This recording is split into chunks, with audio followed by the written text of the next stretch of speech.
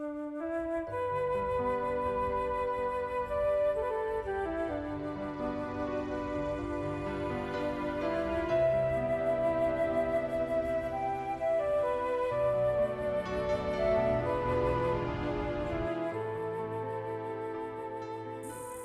орны минь уужим сэлгэр хөндөй, цэцэг даруйхан нуг, хөхрөн харагдах их уулс, хаа сайгүй тааралдах хэрэгсүр, малын бэлчээрт хүглийн зогсох хүн чулуунууд, хээрийн хөх салхиар улаалуулган, эртэ галвын элен суланцын үүх түүх үлгэр домгийг сэтгэл зүрхэнд минь өртөөлөн авчрах шигэ.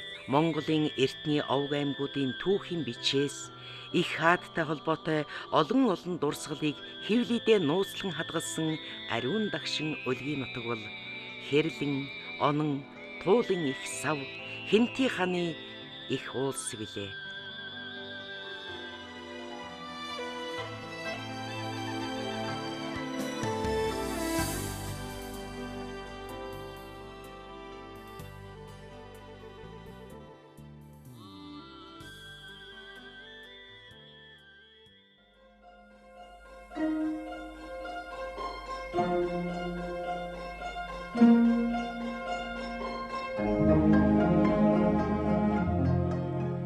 Түүх археологийн дурсгалын тодорхой бөгөөд сонирхолтой төрлүүдийн нэг болох эртний хүний дүрс бүхий хад чулуу, хөшөө, Хэнти аймгийн Бат Ширээд, Бэндэр, Цэнхэр мандал, Хэрлэн баян улаан зэрэг олон сумдын нутагт тархан байрлсан байдаг. Хот айлтай айлсан байдаг их түүхийн сурвалж болсон хүн чулуунууд нь гадаад дотоодын түүхчид, судлаачид, эрдэмтдийн сонирхлыг байнга өөртөө татсаар ирсэн юм. Энэ гүшөөний онцлог нь гэвэл энэ дээр бол нүүр, ам, одоо тэр сахал бүр хамар эдэнтэй нь бол дүрсэлж. Өөр одоо гүшөөн дээр бол зөвхөн нар дүрслэр нарны нүхний нүүр. Тэгээд нүд хамар нэлээд тийм инээмсэглэж байгаа байдалтай ам дүрсэлсэн байдаг. Энэ бол ингээд ирүү. Зарим буган гүшөө зүгээр ямар ч юугүй зөвхөн нар байна. Тэгтэл тэр нь бол одоо толгойг нь л гэрээ тамганы юм шиг байгаа ингээд тийм дандаа ихээ уулзны тэмдгийн шинрийн юмнууд байна л да. Өөрөөр хэлбэл бэлэгдлийн тэмдгийн шинрийн юмнууд байж байгаа шиг энэ тэр энэ ингэж яваад тэгээд ингээд дахиад нөгөө дэгрээ чинь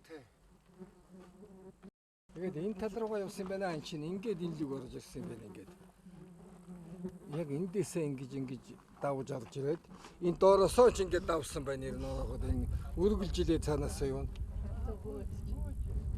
юм байна л да энэ хавирга байж штэ ингээд. За энэ одоо бүсэн энэ. Энэ бол кинжал утга. Зүүчгсэн байгаа. Гэхдээ зэрэг энэ буган чулуун гүшөө гэдэг бол хүний бие гэдэг нь, хүний гүшөө гэдэг нь, хүнд зориулсан гүшөө гэдэг нь бол тодорхой.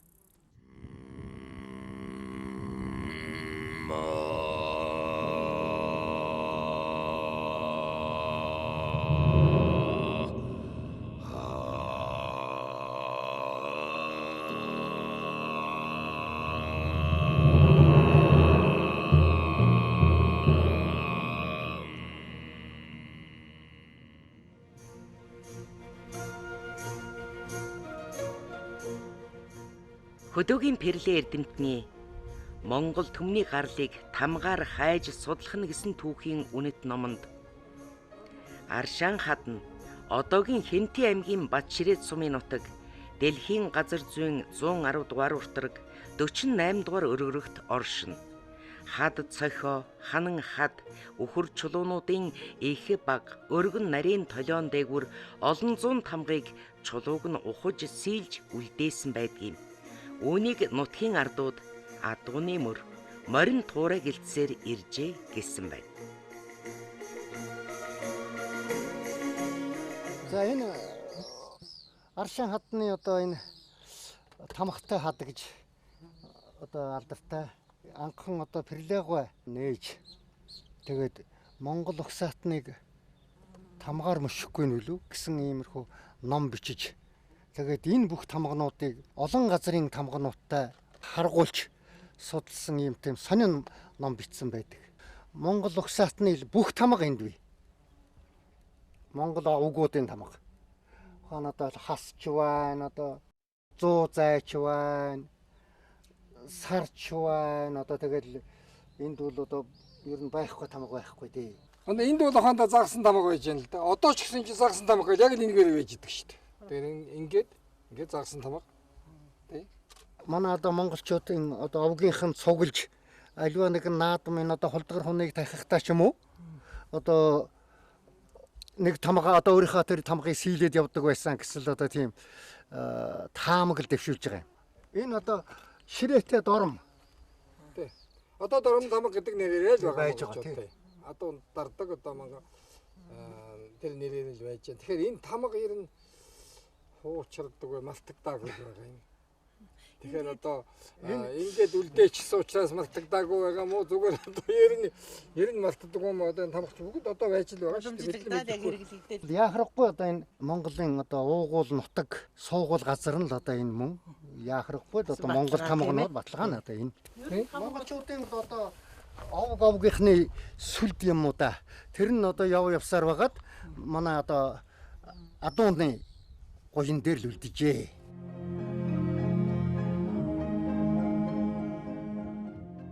Нэгдүгээрт эрдэд цагт үе үлрэн оршин сууж эдээшин амьдарч байсан хуланц элэнцээсээ эхлээд тамгаан дээдлэн үлдээсний дурсгал болох.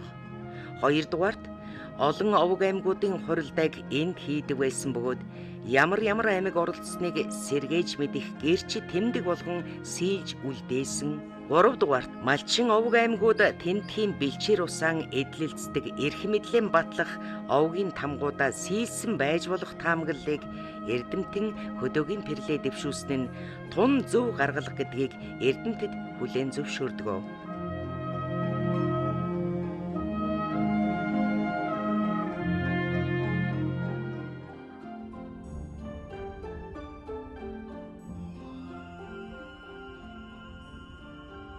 Эзэн Чингисийн түүхтэй салшгүй холбоотой эрхэм газруудын нэг бол Бүрүүгийн эрэг. Хэрлэн мөрний их Бүрүүгийн эрэгт нутаглаж байтал нэгэн өглөө үүр цайж байхад өөлөн ихийн герт зарцлагдах хуваагчин эмгэн босож өгүүлрүүн. Их өтөр түргэн бос. Газар дэлбэрэх мэдэж чимээ гарч морин төвөргөн сонстно. Аимшигт тайчууд айсв.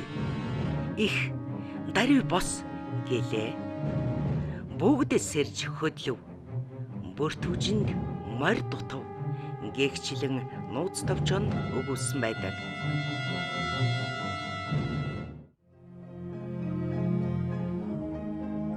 Цаашаа бид хар зүрхний хөх нуурыг зорьсон юм. Нуур орох их замын овоон дээр их хааны дэлхийд шагшигдсан баримл хөсөр шахам хэвтэж байх юм. Одоо анчин хурц баримлч гэдгийг. Одоо тийм нэг ер нь уран бүтээлч юм баггүй юу? Зураач юм баггүй.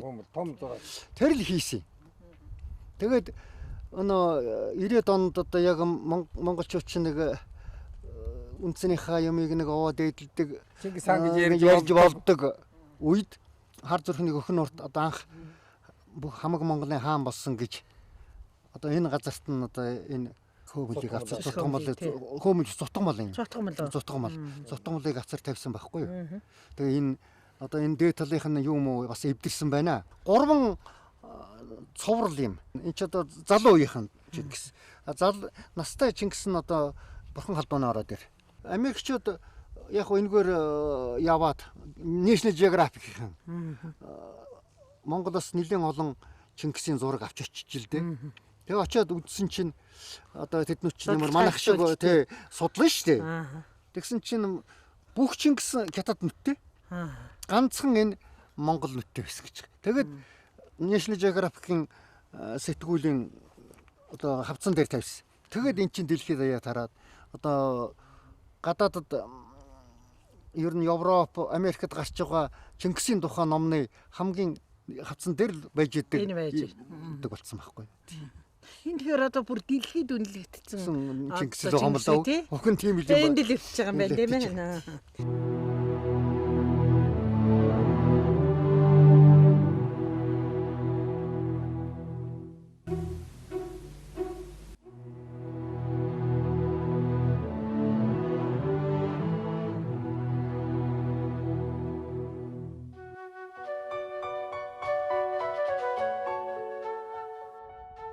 их хааны өлгийн нутаг дуурсгалт газруудаар явж байхад аялал жуулчлалын нэртэй эмх замбраагүй өнгө үзмж муутай амбар савнууд хог хаягдлан хаях товлсон цэггүй нэгдсэн бодлогогүй хааш яашхан амралтын газрууд түүхийн их сурулж болсон энэ нутгуудад олжрох төлөвтэй болсонд сэтгэл зовнож явлаа. Монгол хүн бүрийн зүрхний эрхэм нандин шүтэн болох хар зүрхний хөх нуурдч дээрх байдал газар авсан харагдана. Үнэн түүхийн гэрч болсон ариун дагшин байх ёстой энэ газарт ч учир холбогдлгүй байшин барилга барьсан хийгээд эрх мэдэлтэй мөнгө хөрөнгөтэй хэн нэгний эдлэн болчих вүдэ гэсэн эмзэглэл төрж явсан. Балдар эртний нэг юм аварга том өргөө гэрийн бүр байдаг л да. Биднийг тэр 91 онд ирж явах чинь энэ талын чулуу энэ төрөнд байж исэн юм аа. Мэддэгдэж. Одоо бол ингээд тэр чулууг нь аваад одоо хаашин явсан ингээд аваад алга болж илтэй энэ талын чулуу. Тэгээ энэ талын хэдэн чулуу үлдсэн байгаа нь одоо ингээд энэ их өндөр дэвжтэй энэ юм дээр л одоо юм өргөө гэр байсан болтой байгаа юм. Чулуу мөрөн дээр тийм ээ. Тийм мөрөн дээр. Тэгэхээр энэ ийм том өргөө гэр байна гэдэг чинь зүгээр нэг малчин айл ч юм уу одоо нэг зүгээр айлын гэр биш шүү дээ. 20 жилийн өмнө ирэхэд байж ирсэн чулуу нь одоо өрөөс нь чулуу ингээ байхгүй. Одоо хойдон жил ирэхэд энэ байхгүй болох нь л дээ.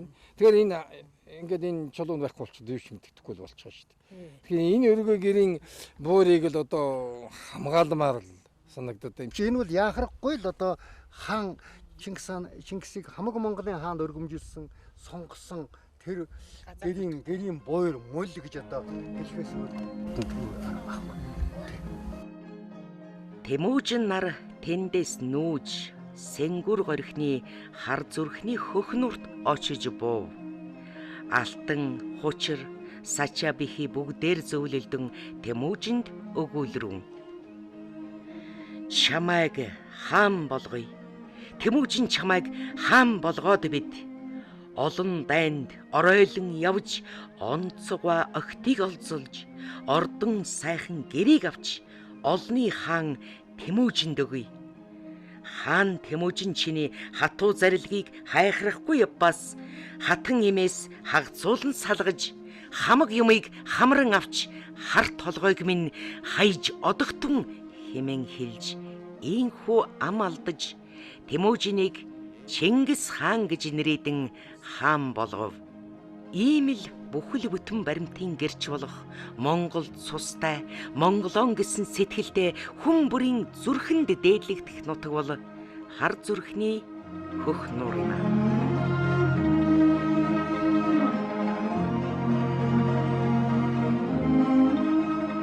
Хар зүрхний хөх нуур гэж хүрлэх доторх гэж бүр нуус товчон тодорхой бичсэн байгаа юм.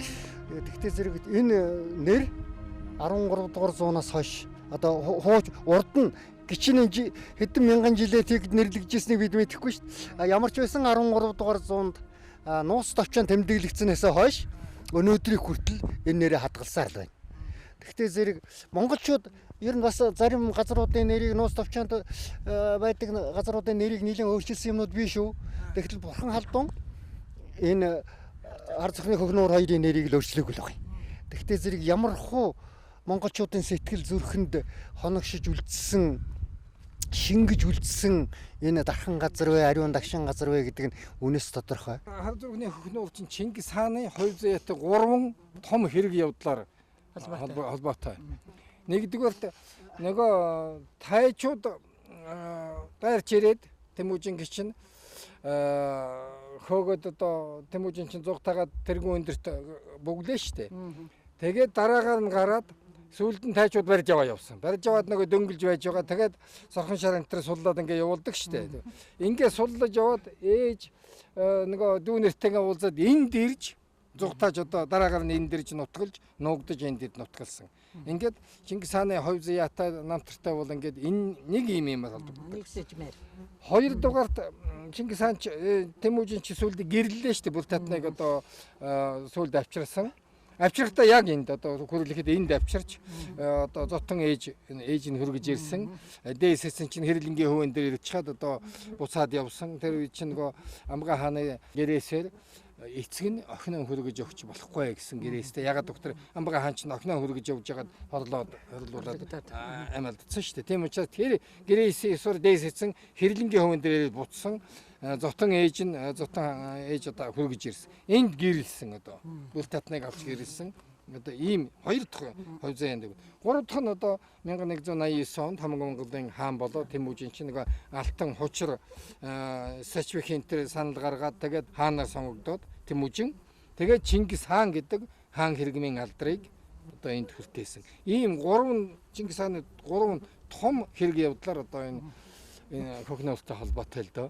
Тэмүүжин хаан болгоё гэдэг нь угсаа яг баримтлахгүй ерөөсөн эрдэм ухаантай хүний хаан болгож байгаа байхгүй юу. Тэгээ тэр тусмаа алтан хучир хоёр өөрсдөө санаачлал гаргаад нөгөө хаан ширээнд суух ёстой хүмүүсүүд нь өөрсдөө бидний суухгүй чамайг болгоно гэдэг нь. Тэгэхээр энэ юуг харуулж байгаа гэхээр Монгол үндэстэн болвол эрдэм чадaltaй хүнээр л хаанаар сонгодог байсан болохоос шир яг одоо өөр нийтийнхэн шиг бус газрын шиг яг тэнэг шамтан байсан нялх хөөгдөж байсан хаан суулгачдаг тэр ёсыг үндэстэн барьдаггүй байсан байхгүй юу. Тийм учраас Чингис хаан Тэмүүжин буюу одоо сүүлдээ Чингис хаан болоод эндээс шалгарсан хүн хаан болж байгаа гэсэн одоо нэг ийм санаа байгаа юм л да. Эцээхэн яваа хүнд эцгийн дээл хүндддэг. Энэ айхтар үнэн үгний үнцнийг хөх нуурын хөрсийг хөндөж цэцгийн тасдаж нуурын эргэн тойронд зам гаргаж байгаа аялагчд нуурын эхэн дээр